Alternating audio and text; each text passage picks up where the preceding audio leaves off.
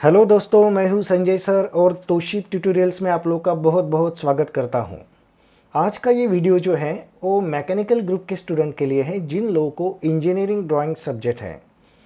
इस सब्जेक्ट का unit test 1 में पेपर कैसे आने वाला है और उसे कैसे सॉल्व करना है, ये मैं इस वीडियो के ज़रिए आप लोग को बताना चाहता हूँ। तो आप लोग को दिख रहा है एक शीट के ऊपर मैंने कुछ सम सॉल्व किए हैं। तो ये सैम्पल क्वेश्चन पेपर सॉल्व करके दिखाया मैं आप लोग को सॉल्व करके भी दिखाने वाला हूँ। तो किस तरह से प्रेजेंटेशन होना चाहिए, आप लोग डायमेंशन कैसे देना चाहिए, व्यू के नाम कैसे देना चाहिए, ये सब इस वीडियो के ज़रिए मैं आप लोगों को बताना चाहता हूँ। तो यहाँ पे पहले आंसर शीट देख लो मैंने कैसे सॉल्व किया है वो। ओके, इस तरह से आप लोग देख रहे हैं शीट को। प्रेजेंटेशन कैसे होना चाहिए, इस तरह से आप लोग को यूनिट टेस्ट का जो पेपर मिलेगा, हो सकता है बड़ा शीट रहने दो या छोटा शीट रहने दो, लेकिन सम कैसे सॉल्व करना है ये आप लोगों को इस शीट के ज़रिए मैं आप लोगों को बताना चाहता हूँ। तो ये हो गया सॉल्यूशन। अभी मैं आप लोगों को क्वेश्चन पेपर दिखाता हूँ जो कि मैंने सेट किया है। मैं ये नहीं कहता कि यही क्वेश्चन पेपर में मतलब यही सम आएंगे, लेकिन आप लोग को एक आइडिया आ जाएगा। सी हियर,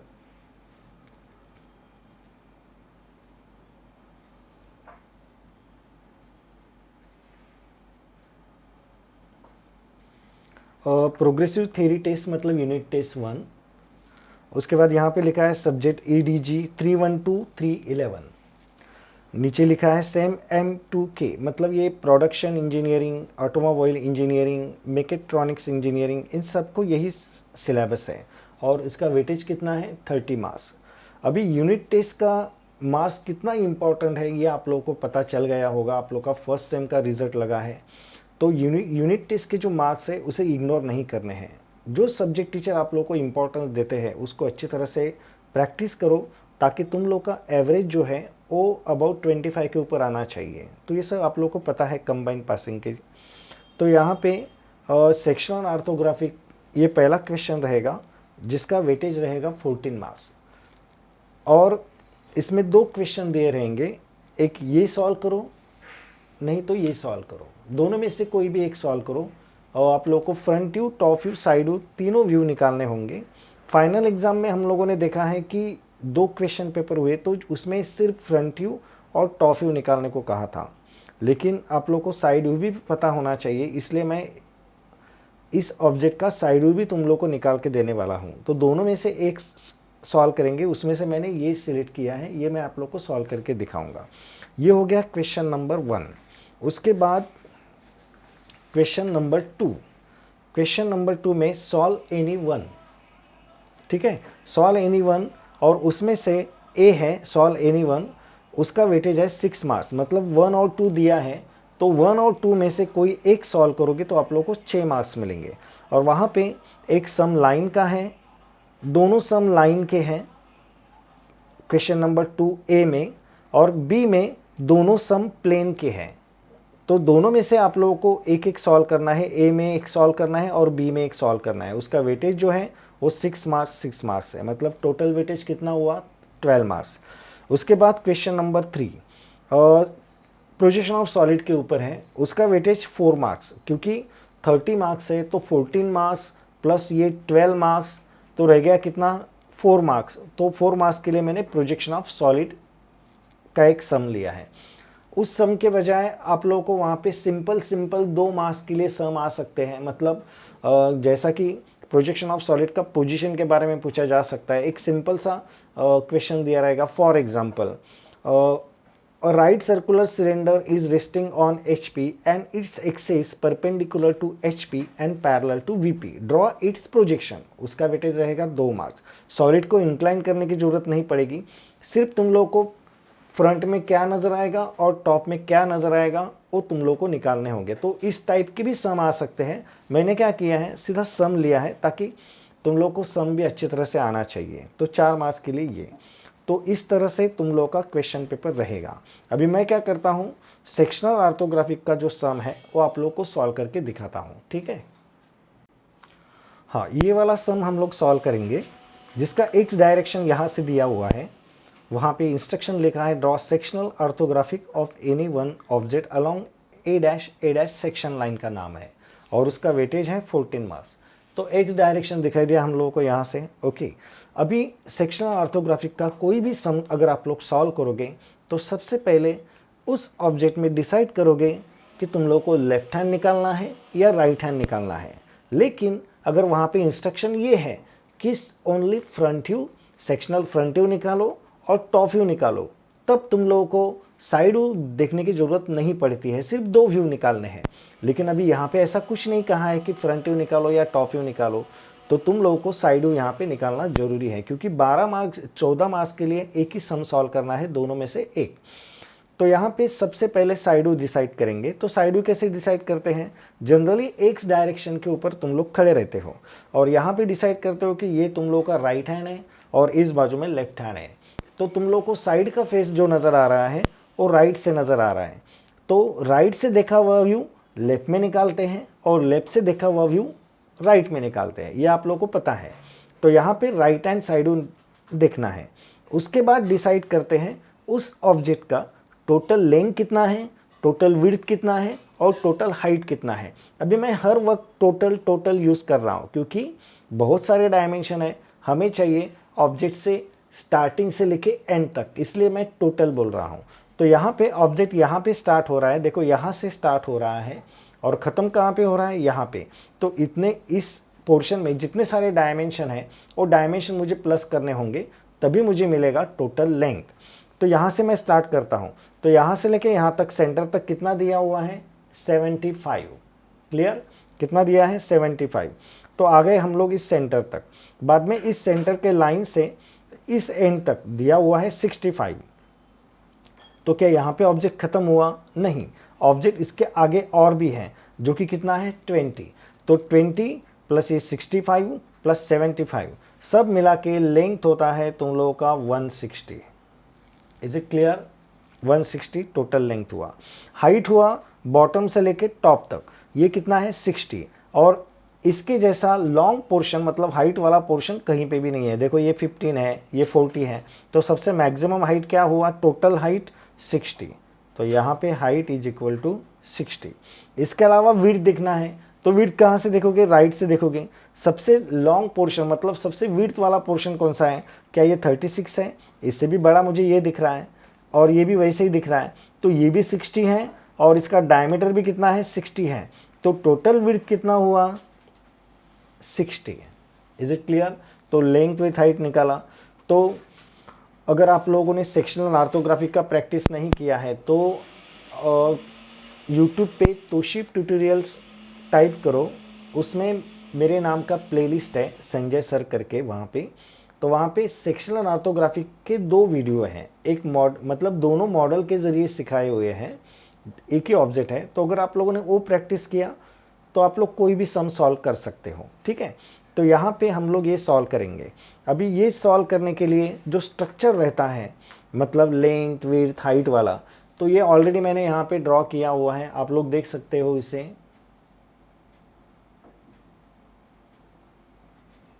इस तरह से XY लाइन के ऊपर फ्रंट व्यू, ये है XY लाइन, ठीक है। ये है वर्टिकल X1 Y1, इसे कहते हैं vertical X1 Y1। XY line के बोथ साइड में 10-10 mm छोड़ोगे, वहाँ पे एक फेंट लाइन आएगा, 2 फेंट लाइन। X1 Y1 के आजू बाजू में भी 10-10 mm के ऊपर 2 फेंट लाइन आएगा।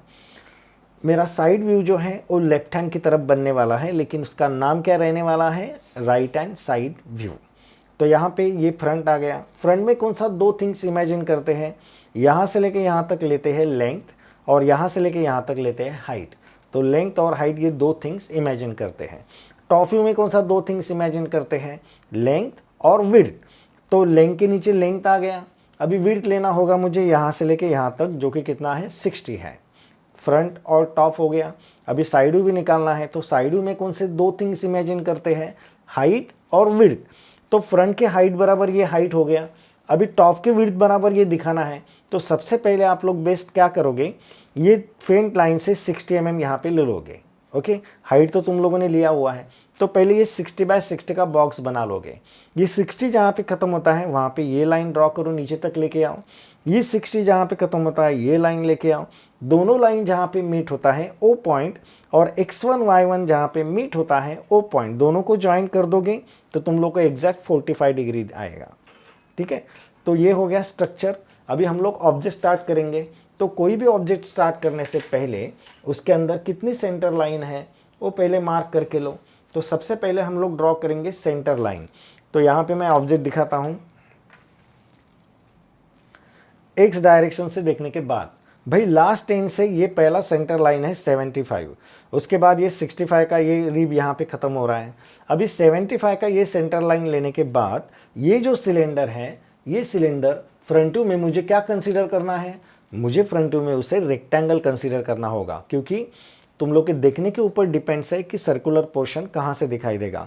तो तुम लोग का सर्कुलर पोर्शन जो है, ये सर्कुलर पोर्शन तुम लोग जब टॉप से देखोगे तब तुम लोग को ये 2 सर्कल नज़र आएंगे।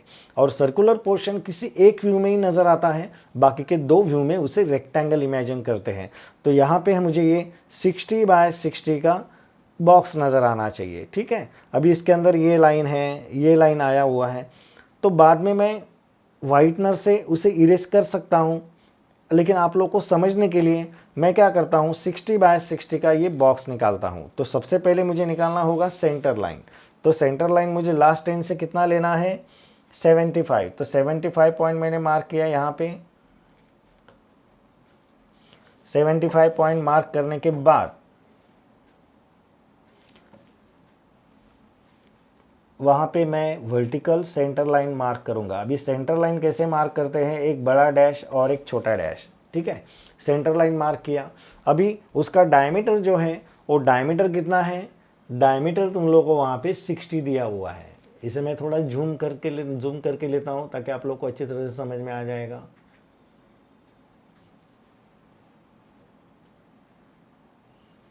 ओके, अभी यहाँ पे ये जो डायमीटर दिया हुआ है, आउटर डायमीटर 60 है और इसका हाइट भी 60 है। तो मुझे क्या करना होगा, बोथ साइड में 60-60 डिस्टेंस लेना होगा, मतलब 30-30। 60 है ना, तो 30-30। देखो यहाँ पे ये 30 और इस बाजू में ये 30 लिया। ये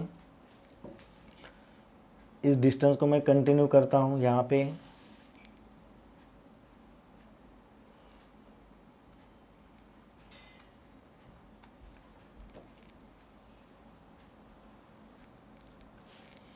अभी कोई भी सिलेंडर जब रहता है तो उसके अंदर इनर होल है।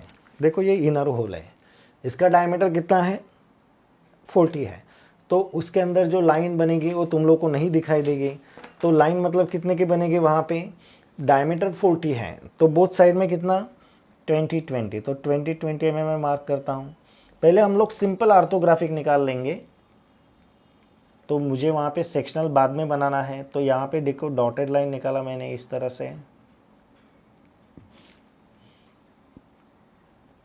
अगर आप लोग का सेक्शनल परफेक्ट हुआ तो आप लोग शुरू में ही मतलब इंडिकेट कर सकते हैं कि भाई ये डॉटेड डार्क होने वाला है, उसे शुरू में ही डार्क निकाल सकते हैं।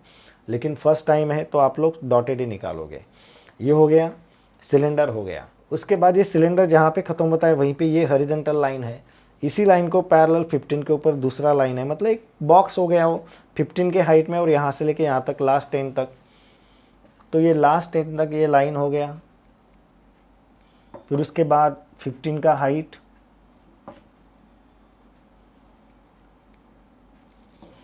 यहाँ पे ये बंद हो गया सिलेंडर, प्लेट बंद हो गया। ठीक है, ये प्लेट हो गया। अभी उसके बाद ये इंक्लाइन लाइन नज़र आ रही है, उसे क्या कहते हैं रिब। अभी तुम लोग ऊपर से तो नहीं देख रहे हो कि तुम लोग को 12 नज़र आएगा, तुम लोग कहाँ से देख रहे हो, यहाँ से। तो तुम लोग को जस्ट एक इंक्लाइन लाइन नज़र आएगा जिसका स्टार्ट पॉइंट सिलेंडर से है और एंड पॉइंट कहाँ पे है, यहाँ से 20 डिस्टेंस के ऊपर। तो मैं पहले 20 डिस्टेंस मार्क करके लेता हूँ। ये लिया मैंने यहाँ से लास्ट एंड से 20, लास्ट एंड से 20 लेने के बाद मैं इस दोनों पॉइंट को ज्वाइन कर देता हूँ। तो मिल गया मुझे ये रिब। ओके, उसके बाद अभी मुझे नज़र आ रहा है ये एल वाला पोर्शन, मतलब ये हॉरिजॉन्टल लाइन, 2 हॉरिजॉन्टल लाइन और ये वर्टिकल लाइन। और इस कितने के हाइट में है, 40 के हाइट में। इसके अलावा यहाँ पे अगर आप लोग देखोगे कि ये लाइन जहाँ पे ख़त्म होता है वहाँ पे ये भी रिब है, मतलब ये लाइन जहाँ पे ख़त्म हुआ वहीं पे ये स्टार्ट हुआ, तो ऊपर का एक डार्क लाइन पूरा बनेगा, और ये लाइन जहाँ पे ख़त्म होता है वहाँ पे 40 का लाइन बनेगा, और ये लाइन कहाँ तक है, सेंटर लाइन तक है।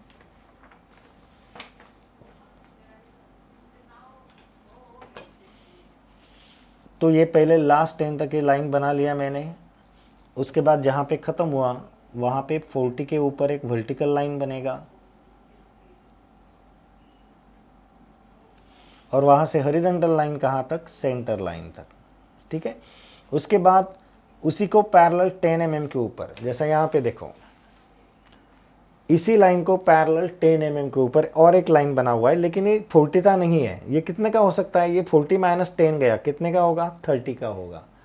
तो वहाँ पे वो लाइन तुम लोग 30 का मार्क करोगे। मैंने यहाँ से कितना लिया, 10, और उसके बाद मैं 30 का वर्टिकल लाइन मार्क करता हूँ।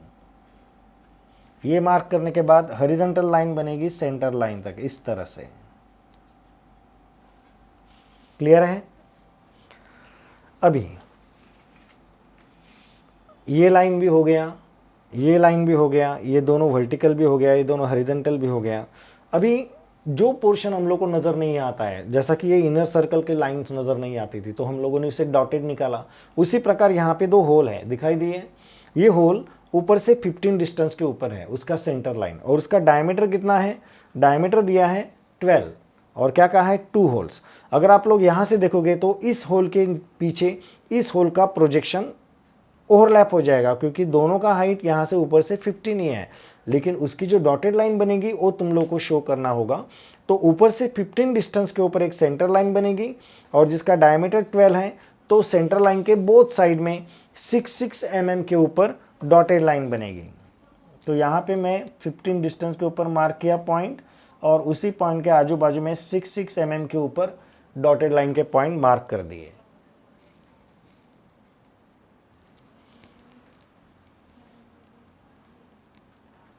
ये मार्क किया मैंने सेंटर लाइन, और 6 mm के ऊपर डॉटेड लाइन।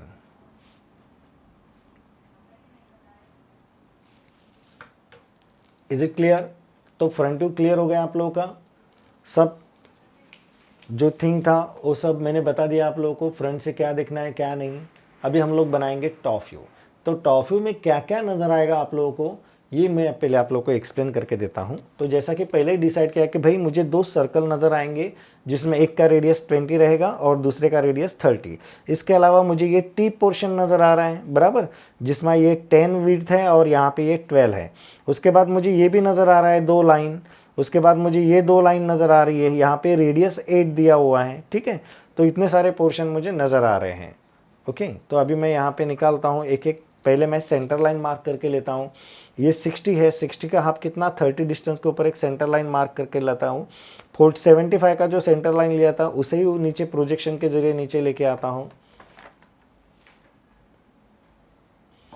तो पहले 75 का जो प्रोजेक्शन है उसे मैं नीचे लेके आता हूँ।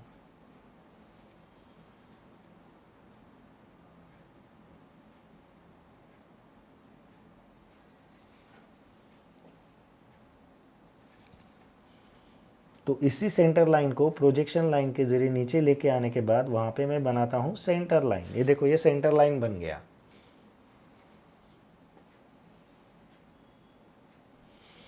सिक्सटी विड्थ है, 60 का हाफ कितना, 30। तो 30 डिस्टेंस के ऊपर हॉरिजॉन्टल सेंटर लाइन बनाता हूं, और जब मैं सेंटर लाइन बनाऊंगा मैं इसे थोड़ा एक्सटेंड करके लूँगा यहाँ तक, उसके बाद सेंटर लाइन बनेगा।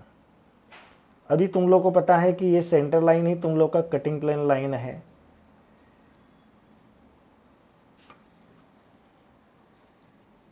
हो गया। अभी जो सर्कल तुम लोग को नजर आने वाले हैं उसका एक का रेडियस कितना है, 20, और दूसरे का रेडियस कितना है, 30। तो वहां पे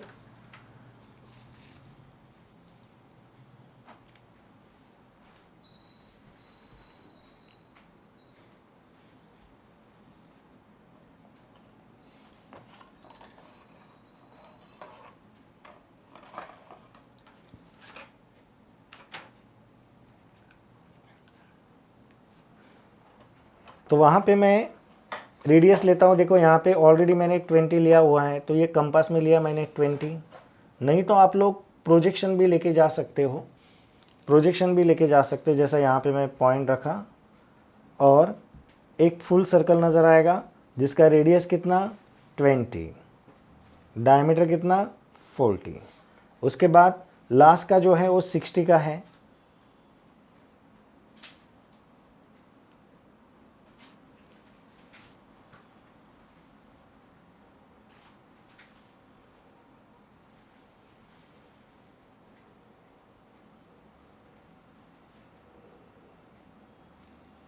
दो सर्कल हो गए, यही प्रोजेक्शन आप लोग नीचे लेके आ सकते हो।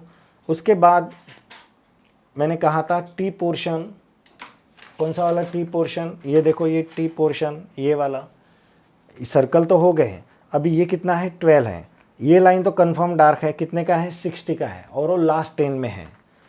तो ये 60 का लाइन मतलब ये लास्ट 10 है, तो यहाँ पे मैं 60 का लाइन मार्क करता हूँ। फिर उसके बाद 10 mm के ऊपर, अभी देखो एक एक व्यू कैसे स्टडी करते हैं। जैसा कि ऊपर से देखोगे, तुम लोगों ने ये लाइन मार्क किया, अभी ये 10 का लाइन है, ये 10 का लाइन है, लेकिन ये 10 का लाइन जहाँ पे ख़त्म होता है, देखो नीचे का प्लेट का लाइन बन जाती है वहाँ पे, क्योंकि ये भी कितना है 60 है। तो ये लाइन मिला के एक ही लाइन बनेगा जो कि सिलेंडर को आउटलाइन से टच होगा, दोनों बाजू में सेम वैसे ही। देखो ये वाला लाइन लास्ट एंड तक सिलेंडर के, उसके बाद ये वाला दूसरा लाइन इस बाजू का हो गया। अभी यहाँ पे बीच में गैप कितने का है 12 का है, मतलब ये लाइन पूरा ज्वाइन नहीं है, यहाँ से 6 और यहाँ पे 6 mm तक ऐसी एक लाइन बनेगी। तो स्केल को मैं इसे यहाँ पे 10 mm के ऊपर रखा और इस बाजू में ये 6 mm मार्क किया, इस बाजू में ये 6 mm और ऊपर के साइड में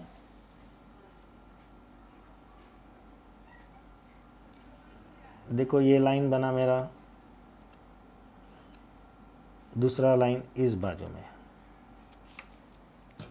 ठीक है। बीच में का गैप कितना रह गया 12, क्योंकि बोथ साइड में मैंने कितना लिया 6 और वहां से सर्कुलर पोर्शन तक देखो ये लाइन जा रहा है।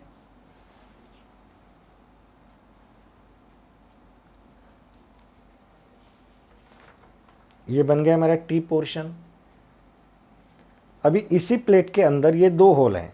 जब आप लोग इसे सामने से देखते थे तो एक के पीछे एक ओवरलैप होता था, लेकिन जब आप लोग इसे ऊपर से देखोगे तो इसका प्रोजेक्शन अलग आएगा और इसका प्रोजेक्शन अलग आएगा।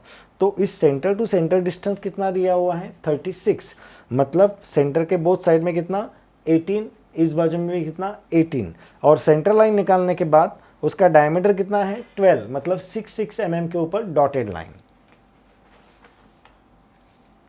ये मैंने सेंटर लाइन लिया। अभी देखो इस सेंटर से 18 डिस्टेंस के ऊपर ये पॉइंट मार्क किया, इस बाजू में 18 डिस्टेंस के ऊपर ये पॉइंट। पहले मैं क्या करता हूँ वहाँ पे सेंटर लाइन निकालता हूँ। ये देखो ये सेंटर लाइन निकाला। अभी बोथ साइड में कितना 6, ये 6 लिया, ये 6, इस बाजू में भी 6, ये 6, और वहाँ पे मुझे निकालना होगा डॉटेड लाइन।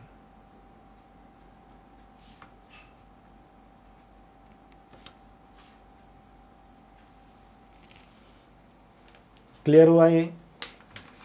अभी क्या है इस बाजू का पोर्शन, इस बाजू में देखो ये रीब है, तो इसका यहाँ तक एंड दिया हुआ है 20 mm तक रुका हुआ है, और बोथ साइड में कितना 6, तो 20 का तुम लोग डायरेक्टली ये प्रोजेक्शन लेके आ सकते हो। देखो इस तरह से हल्के हाथ से फेंट, और बोथ साइड में कितना 6, क्योंकि वो भी कितना है 12।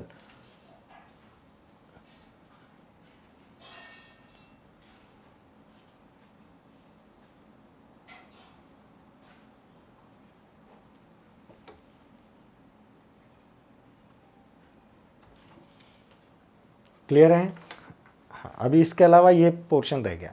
ये कितना है 60 है, लेकिन ये कितना है 36 ही है, मतलब सेंटर के बोथ साइड में 18 mm के ऊपर पहले दो फेंट लाइन निकालो, और वहाँ पे कहा है रेडियस 8। अभी इतना रेडियस 8 तो कंपास से नहीं आएगा, तो तुम लोग के पास प्रो सर्कल होना चाहिए। प्रो सर्कल मतलब ये वाला, ठीक है, और जिसके अंदर तुम लोग को 8 रेडियस, मतलब ये 16 डायमीटर वाला, ये सर्कल से तुम लोग को वो आर्क निकालना है। कैसे? तो सबसे पहले आप लोग को बनाना होगा फेंट लाइन। तो फेंट लाइन कितने के ऊपर है? 36 है, मतलब सेंटर के बोथ साइड में कितना? 18। तो ऑलरेडी मैंने ये डिस्टेंस लिया हुआ था, तो मैं यहाँ पे क्या करता हूँ, यहाँ से लेके यहाँ तक ऐसे फेंट लाइन मार्क करता हूँ। देखो मैंने ये फेंट लाइन मार्क की पहले, ये फेंट लाइन मार्क किया। अभी मैं क्या करूँगा, मुझे ये पॉइंट और ये पॉइंट दोनों पॉइंट ज्वाइन करना है रेडियस 8 से। तो रेडियस 8 मतलब डायमीटर 16, देखो रेडियस 8, तो दोनों के टेंजेंट टेंजेंट पॉइंट मुझे ज्वाइन करने होंगे। देखो इस तरह से।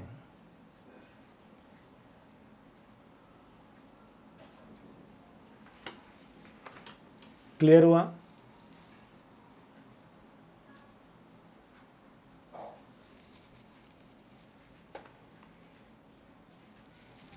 कौन सा लाइन? ये वाला और ये लाइन, दोनों के टेंजेंट टेंजेंट पॉइंट ज्वाइन करने होंगे।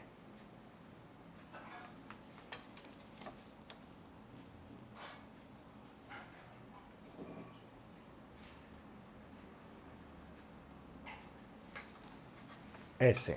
बाद में ये जो फेंट लाइन है उसे डार्क बना दो।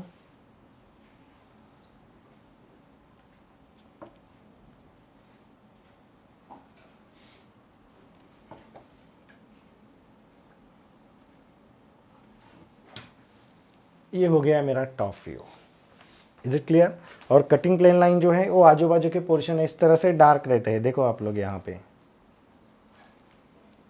बीच में रहेगा सेंटर लाइन और आजू बाजू के पॉइंट डार्क, और उसको ऐसे एरो हेड रहते हैं, और वहाँ पे लिखना पड़ता है ए। कटिंग लाइन का नाम क्या है? ए।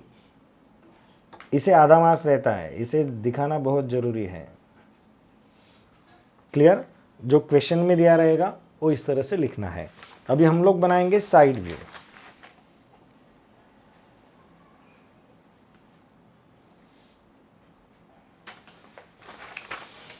ऑलरेडी तुम लोगों ने सेंटर पॉइंट का जो प्रोजेक्शन आना लाए हैं वो यहाँ तक आया हुआ है, तो वही प्रोजेक्शन को 90 डिग्री में टर्न करना है। लेकिन उसके लिए एक आइडिया बताता हूँ। क्या करोगे तुम लोग, ये जो डिस्टेंस है वो कितना है? 60 है, बराबर। ये 60 है, उसका मिड पॉइंट लो 30। मिड पॉइंट लिया और वहाँ से आप लोग क्या करोगे, रोलर स्केल से नहीं तो ड्रॉप्टर से एक ऐसा परपेंडिकुलर फेंट सेंटर लाइन मार्क करोगे, और बाद में इसे ऐसे ज्वाइन कर दोगे। क्योंकि होता क्या है, ऐसा कंस्ट्रक्शन करते वक्त एक्यूरेसी मेंटेन नहीं होती है, तो यहाँ से टर्न करने के बाद तो हो सकता है वो 60 के एग्जैक्ट 30 हाफ डिस्टेंस के ऊपर नहीं आएगा। तो इस तरह से आप लोग इस आइडिया को फॉलो कर सकते हो। अभी साइड में देखने के बाद तुम लोग को क्या क्या नज़र आने वाला है ये देखो यहाँ पे। तो यहाँ से देखोगे तुम लोग तो सबसे भाई पहले तुम लोग को नज़र आएगा ये बॉक्स कितने बाय कितने का? 36 के लेंथ है और 15 का हाइट है। तो ये बॉक्स कहीं पे भी नहीं नज़र आएगा। ये मेन सेंटर पॉइंट है। 36 का हाफ 18 इस बाजू में और 18 इस बाजू में। इसके अलावा सबसे मैक्सिमम बॉक्स जो है वो 60 बाय 60 का है। तो ये लाइन भी डार्क नज़र आएगा, आजू बाजू का लाइन भी डार्क नज़र आएगा। तो 60 बाय 60 का बॉक्स पहले बना लो। ऊपर का ये लाइन, नीचे का बॉटम लाइन, मतलब 60 बाय 60 का ये बॉक्स तुम लोग को नज़र आना चाहिए।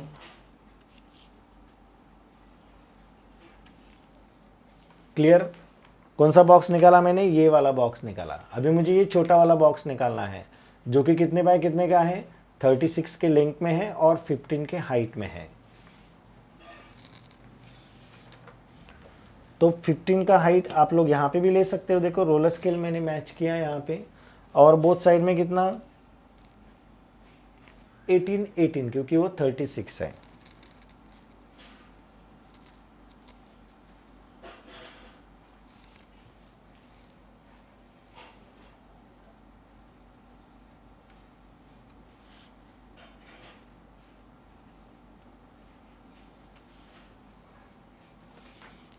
अभी सेकंड थिंग और क्या नज़र आ रहा है? ये इंक्लाइन लाइन। ये भले ही इंक्लाइन है लेकिन तुम लोग जब यहाँ से देखोगे तो तुम लोग को स्ट्रेट कंसीडर करना होगा।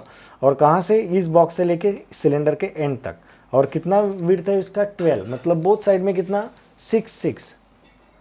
तो यहाँ पे मुझे लेना है 6।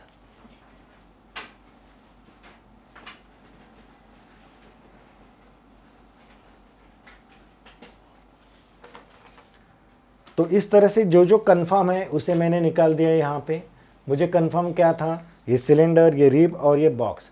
अभी सिलेंडर के अंदर 40 डायमीटर है, मतलब बोथ साइड में 20-20 डिस्टेंस के ऊपर डॉटेड लाइन बनेगी। तो वो भी मुझे कंफर्म है, तो उसे भी मैं निकाल लेता हूँ। ये 20 डिस्टेंस, ये 20 डिस्टेंस लिया।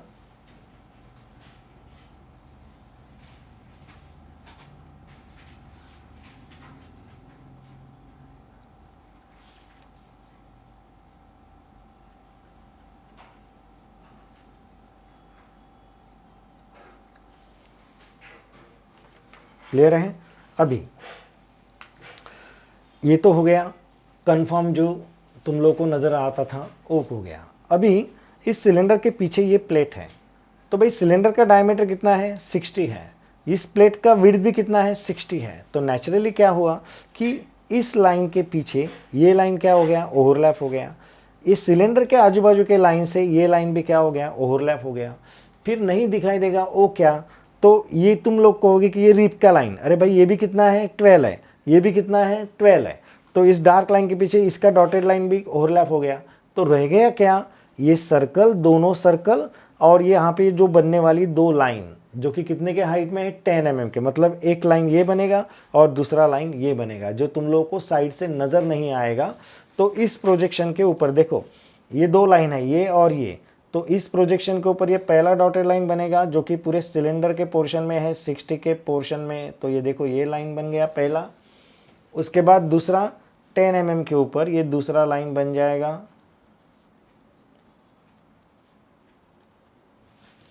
इस प्रोजेक्शन के ऊपर दो लाइन तो हो गया। अभी रह गए सर्कल। तो सर्कल ऊपर से कितना लेना है, 15। तो मैं क्या करता हूँ, 15 डिस्टेंस के ऊपर पहले सेंटर लाइन मार्क करके लेता हूँ। ये देखो इस तरह से ये मार्क कर दिया मैंने 15 के ऊपर। अभी उसके सेंटर टू सेंटर डिस्टेंस कितना दिया हुआ है, 36, बराबर। तो यहाँ से मैं जब देखूंगा तो इसका सेंटर लाइन जो है, मेन सेंटर लाइन से 18 के ऊपर और एक 18 के ऊपर आएगा, ठीक है।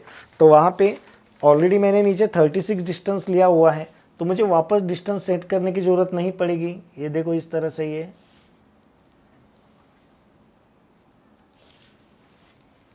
सेंटर लाइन तो मिल गया मुझे। अभी जिसका डायमीटर कितना है, 12 है। तो 12 डायमीटर मतलब 6 रेडियस, देखो ये मैंने सेट किया यहाँ पे। और मुझे क्या निकालने होंगे, उसके डॉटेड सर्कल। जो सर्कल मुझे सिलेंडर की वजह से नहीं दिखाई देगा, तो इस तरह से एग्जैक्ट सेंटर पॉइंट देखने का। ये देखो ये सेंटर पॉइंट है, उसके आजू बाजू में ये सर्कल। इस बाजू में भी सेम वैसे ही आप लोग निकालोगे।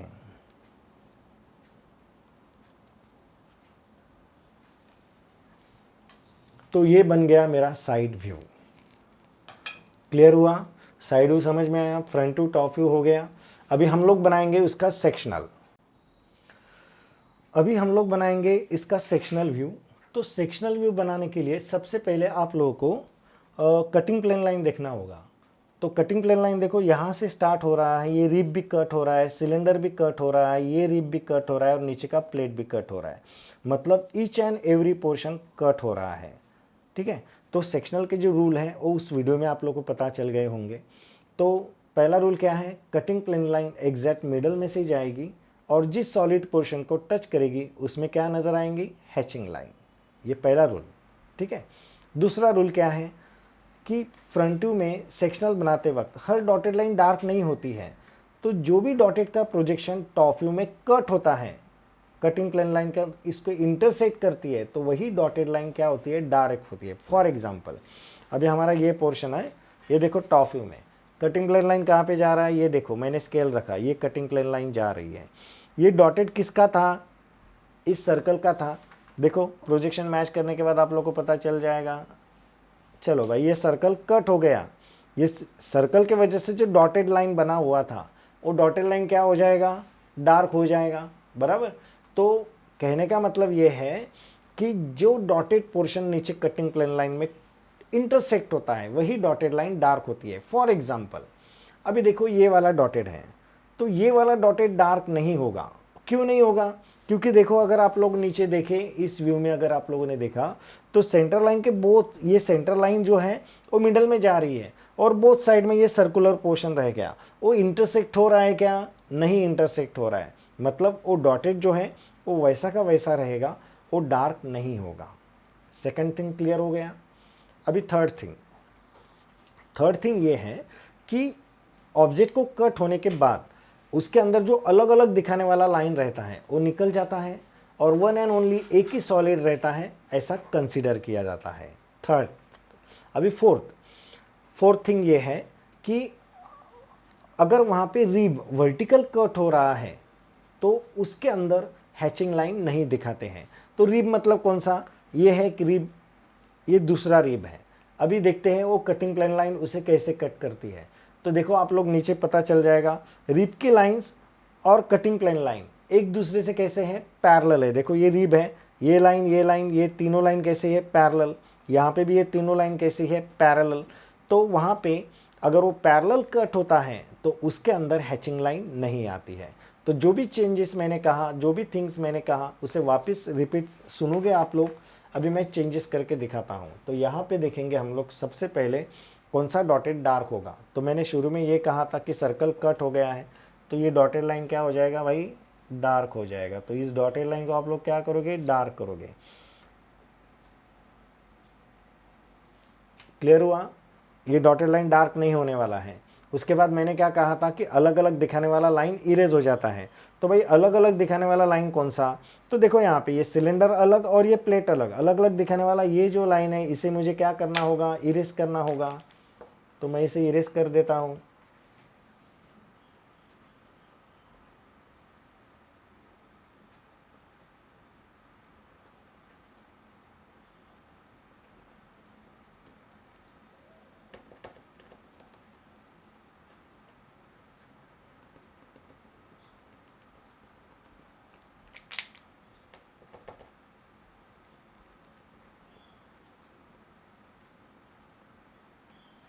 उसके बाद ये अलग अलग दिखाने वाला लाइन, इसे भी मैं इरेज कर देता हूँ।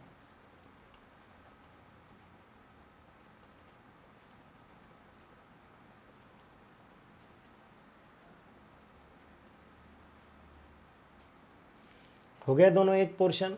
उसके बाद ये अलग और ये अलग दिखाने वाला कौन सा लाइन है, ये वाला लाइन, तो इसे भी मैं इरेज कर देता हूँ।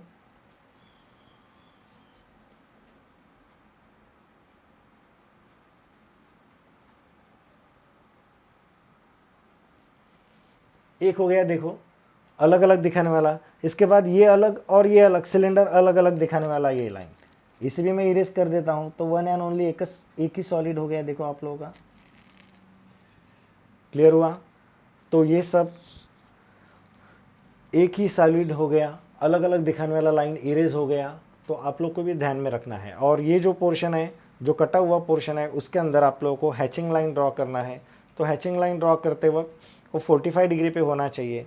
तो उसके लिए भी एक आइडिया बता देता हूँ कि आप लोग के पास रोलर प्रोटेक्टर लेने की ज़रूरत नहीं है। आप लोग क्या करो, ये राइट एंगल है, ये राइट एंगल में बोथ साइड में 5 mm मार्क करो। देखो इस बाजू में मैंने 5 mm मार्क किया, इस बाजू में भी 5 mm मार्क किया मार्क। अब ये 5 mm अगर मैं ज्वाइन कर देता हूँ, देखो ये तो मुझे मिल गया 45 डिग्री।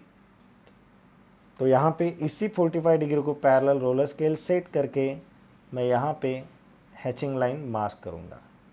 अभी जहाँ पे ये सॉलिड पोर्शन है वहाँ पे मुझे ये 45 डिग्री का हैचिंग लाइन निकालना है, हॉलो पोर्शन और रीप छोड़ के। Is it clear? तो इस तरह से जहाँ पे ये सॉलिड पोर्शन टच हुआ है वहाँ पे आप लोगों को हैचिंग लाइन निकालना है। ये देखो सम इस तरह से सॉल्व करना है।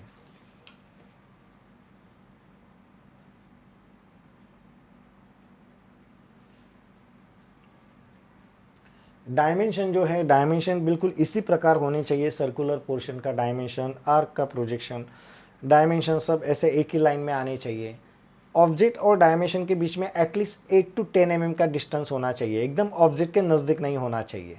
और जो भी टेक्स्ट लिखोगे वो डायमेंशन लाइन को टच करके नहीं होना चाहिए।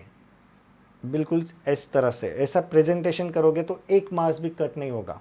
सिर्फ क्वेश्चन नंबर 1 लिखोगे कि क्वेश्चन नंबर 1 है, sectional front view at section A, ये लिखना बहुत ज़रूरी है। उसके बाद इसका व्यू का नाम क्या है, टॉप व्यू। इस व्यू का नाम क्या है, राइट हैंड साइड व्यू। और जो भी राइटिंग वर्क करोगे उसके नीचे 1 mm छोड़ के एक अंडरलाइन मार्क करोगे, तो टेक्स्ट जो लिखोगे वो अच्छा दिखता है। ठीक है, तो सेक्शनल ऑर्थोग्राफिक का कोई भी सम अगर आया तो आप लोग इसी प्रकार सॉल्व करोगे। लेकिन बच्चों इसके लिए बहुत प्रैक्टिस की ज़रूरत है, तो सिर्फ सुनने से और देखने से नहीं होगा, तो तुम लोग को उसे ड्रॉ करके देखना होगा। ठीक है, अभी हम लोग हमारा नेक्स्ट क्वेश्चन सॉल्व करेंगे। स्टूडेंट, अभी क्वेश्चन नंबर 2 हम लोग सॉल्व करेंगे। क्वेश्चन नंबर 2 में ए है और बी है। तो ए जो पॉइंट है, ए जो क्वेश्चन है वो प्रोजेक्शन ऑफ लाइंस के ऊपर है, जिसमें कहा है सॉल्व एनी वन। तो दोनों में से आप लोग को एक सॉल्व करना है, उसका वेटेज रहेगा 6 मार्क्स। तो मैंने क्या किया है, क्वेश्चन नंबर 2 सॉल्व करके दिया है, क्योंकि क्वेश्चन नंबर 1 एकदम इजी है, तो मैंने 2 सॉल्व करके दिखाया यहाँ पे। और ये दोनों सम के वीडियो जो हैं अगर आप लोग को देखने रहेंगे तो यूट्यूब पे आप लोग तोशिब ट्यूटोरियल टाइप करो, वहाँ पे मेरे नाम का प्लेलिस्ट है।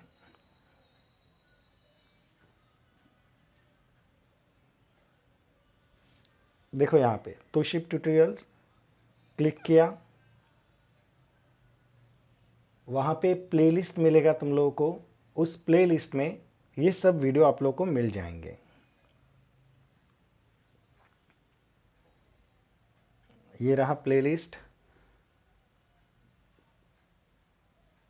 संजय सर, यहाँ पे देखेंगे हम लोग। देखो प्रोजेक्शन ऑफ सब वीडियो वहाँ पे आप लोगों को मिल जाएंगे।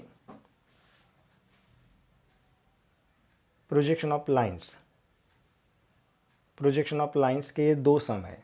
ये प्रॉब्लम नंबर 1 है और ये प्रॉब्लम नंबर 5, मतलब ये जो 2 है वो ये सब वहाँ पे आप लोगों को मिल जाएंगे।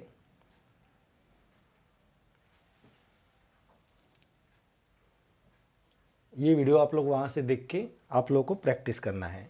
ठीक है,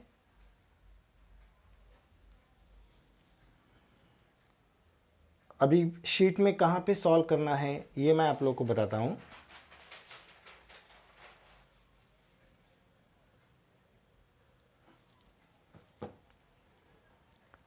सम जो है सम नंबर 2 वहाँ पे डिटेल्स में आप लोगों को मिल जाएगा। देखो इस तरह से इसे यहाँ पे सॉल्व करना है। मैं यहाँ पे आप लोगों को ये दिखा रहा हूँ कि प्रेजेंटेशन कैसे करना है।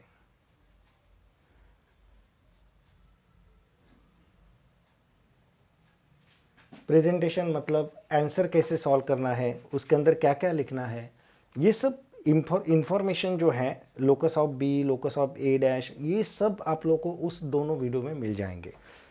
और गिवन डाटा इस तरह से लिखोगे। उसके बाद true length, inclination with HP, जो तुम लोग को फाइंड आउट किया करने को बोला है वो इस तरह से ऐसे ब्रैकेट में अच्छी तरह से लिखोगे। क्योंकि प्रेजेंटेशन जितना अच्छा रहेगा उतने आप लोग के मार्क्स अच्छे मिलेंगे। मतलब अगर इस तरह से आप लोगों ने सम निकाला तो आप लोग का 1 मार्क्स भी कट नहीं होगा। ईच एंड एवरीथिंग देखो वहाँ पे फाई, थीटा, अल्फ़ा, बीटा, ये सब वहाँ पे मेंशन किया है। डायमेंशन, ट्रू लेंथ कौन सा है, front view, true length, top view, ये सब वहाँ पे आप लोगों को मिल जाएगा। ठीक है, तो ये सम इस तरह से आप लोगों को सॉल्व करना है। उसके बाद क्वेश्चन नंबर बी, मतलब क्वेश्चन नंबर 2 में बी, दोनों सम जो है वो सम प्रोजेक्शन ऑफ प्लेन्स के ऊपर है। उसमें भी दोनों से में से अगर आप लोग एक निकालोगे तो आप लोग को 6 मार्क्स मिलेगा। तो मैंने क्या किया है, सर्कुलर प्लेट वाला सम सिलेक्ट किया है। देखो मैं पढ़ रहा हूँ। A circular plate diameter 60 mm is incline to HP, is incline to HP। अभी प्रोजेक्शन ऑफ प्लेन्स में एक व्यू लाइन रहता है और दूसरा व्यू बेस टू शेप। मतलब बेस टू शेप क्या आएगा, इसका सर्कल आएगा, और एक व्यू क्या आएगा, लाइन आएगा। तो सबसे पहले प्लेन्स में ये डिसाइड कर लेना चाहिए कि लाइन एक्स वाई लाइन के ऊपर आएगा कि नीचे आएगा। तो लाइन के रूल भी यहाँ पे आप लोगों को यूज़ करने हैं। अगर इंक्लिनेशन HP रहा तो लाइन एक्स वाई लाइन के ऊपर और base to shape X Y line के नीचे। अभी यहाँ पे इंक्लाइन टू HP का है, लेकिन कितना डिग्री है वो नहीं दिया है। तो वहाँ पे भी तुम लोगों को लाइन जो है वो एक्स वाई लाइन के ऊपर लेनी है। आगे देखो, in a such way that the top view appears to be an ellipse of minor axis 35 mm, और उसे इस तरह से इंक्लाइन करना है कि उसका माइनर एक्सिस जो है वो 35 नज़र आना चाहिए। मतलब तुम लोगों को वहाँ पे इंक्लिनेशन एंगल फाइंड आउट करना है। Draw the 3 views and find its inclination to HP। Generally 3 views आते नहीं हैं, 2 ही व्यू आते हैं, और इसलिए मैंने सॉल्यूशन में 2 ही व्यू निकाले हैं। और इंक्लिनेशन टू HP पूछा है, तो वहाँ पे वो एंगल मेजर करके वहाँ पे लिखना पड़ेगा। तो ये सम कैसे सॉल्व करना है, देखो इस तरह से यहाँ पे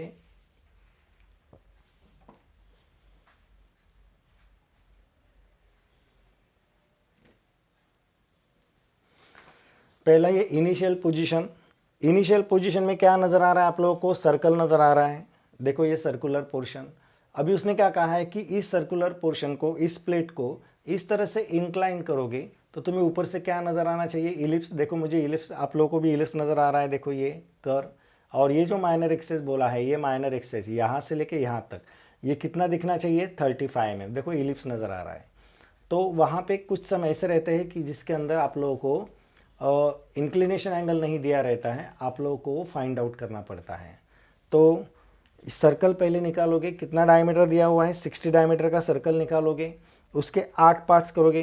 12 पार्ट भी कर सकते हो, लेकिन 12 पार्ट्स के लिए ज़्यादा समय लगेगा। और 8 पार्ट्स के लिए 45 डिग्री के ऊपर फटाफट 8 पार्ट कर सकते हो। उसे नंबर दोगे 1 2 3 4 5 6 7 8। उसके बाद उसका फ्रंट व्यू निकालोगे तो 1 2 8 7 3 6 4 5 में से एक एक प्रोजेक्शन जाएगा, और जो कि इसका फ्रंट व्यू जो है, लाइन जो है, वो XY लाइन को टच करके आएगा। ठीक है, अभी इस लाइन को जनरली इंक्लाइन करना पड़ता है, किसको, HP को, मतलब XY लाइन को।